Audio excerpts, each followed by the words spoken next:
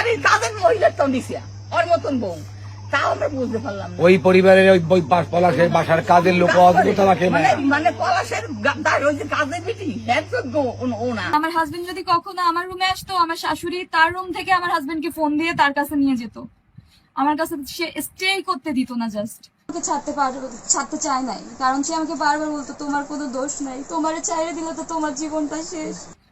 রাত্রে ঘুমানোর সময়ও ইভেন সে এসে বারবার নক করতো, বারবার আমাদের দরজার সামনে দিয়ে ঘোরাফেরা করতো। আমার হাজবেন্ডকে সে বলতো দরজায় লাগানোর কোনো দরকার নাই, তুই ঘুমাচ্ছিস ঘুম। শাশুড়িদের উদ্দেশ্যে কিছু কথা। আপনারা যদি ছেলেকে এতই ভালোবাসেন, ছেলের বউয়ের সাথে ছেলে একটু খুনসুটি ভালোবাসা করবে, এগুলো আপনারা যদি মেনে না নিতে পারেন তাহলে আপনারা ছেলেদেরকে প্লিজ বিয়ে করাবেন না, না মানে না। ছবিতে মামা ও মামি এএসপি পলাশ সাহা সম্পর্কে আমার মামা হয়, কোনো দূর সম্পর্কের নয়, একদমই আপন। এবার আসল ঘটনায় আসি। মামা মামিকে অনেক ভালোবাসতেন, যেটা নানুর ভালো লাগতো না, এ থেকেই সমস্যার উৎপত্তি। এই সমাজে বউকে ভালোবাসলে আপনজনদের সহ্য হয় না, নজরটা লাগে বেশি। আজকে ওনার মৃত্যুর জন্য ওনার পরিবারের মানুষের দোষ সব থেকে বেশি। 2 বছর হয়েছে বিয়ে করেছিল, মানলাম বউ খারাপ, ভালো না, কিন্তু যখন তার মা দেখলো তাকে নিয়ে এত অশান্তি, তার মা কি পারতো না অন্য 2 ছেলের কাছে 5টা মাস থাকতে? বাড়িতে তাদের বিশাল বিল্ডিং, কোনো অভাব নাই, 3 ছেলেই জীবনে সফল, টাকা পয়সার কোনো কমতি নেই। কিন্তু না, উনি সব শেষ হয়ে যাবে তবুও ছেলেকে ছাড়বে না। ছেলে সারাদিন পর অফিস থেকে ফিরলে মা ছেলেকে ছাড়ে না।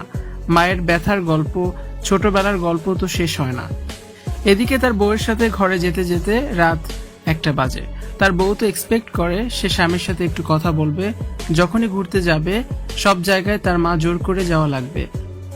অন্য ছেলেদের কাছে এসব করে পাত্তা পেত না, এজন্য সে সবসময় ছোট ছেলের কাছে থাকতো। অন্য ছেলেও তার বউদের সাথে সম্পর্ক ভালো ছিল না। অন্য ছেলের মা অন্যায় আবদারের বিরুদ্ধে কথা বললেও পলাশ মামা সত্যি বলতে মা বলতেই অজ্ঞান ছিল, অন্ধ ছিল। আর অনেক সংসারের কথা আছে, থাক না হয় এখন। আজকে তার ভাই ইন্টারভিউ দিচ্ছে যে তারা ভাইয়ের বউকে বোঝাচ্ছে শাশুড়িরা এমনই হয়, তাদের সাথে মানিয়ে চলতে হয়। তাহলে নিজের বউকে এই কথা বলেনি কেন? ভালো সাজতে আসছে, আজকে তাদের কাছে এই মারে রাখবে কিনা সন্দেহ। মহিলা এতটাই ভয়ঙ্কর, মায়ের এইসব কিছুর শিকার হয়ে ছেলেটা আত্মহত্যা করে, তা না হলে বউটা আত্মহত্যা করে, আর না হয় স্বামী স্ত্রী ডিভোর্স হয়ে যায়, আর সাফার করে তার বাচ্চাগুলো, আর জিতে যায় মায়েরা। বউ মরলে বউ পাওয়া যাবে, মা মরলে তো আর পাওয়া যাবে না। একটা ডায়লগ আছে না, একটা শোক কাটিয়ে উঠতে পারলাম না, সকাল থেকে দেখতেছি সবাই বউটার দোষ দিয়ে যাচ্ছে। আরে যার স্বামী লাখ লাখ টাকা মাসে আয় করে, তার কোনো জিনিসটা অপূর্ণ ছিল বলেন?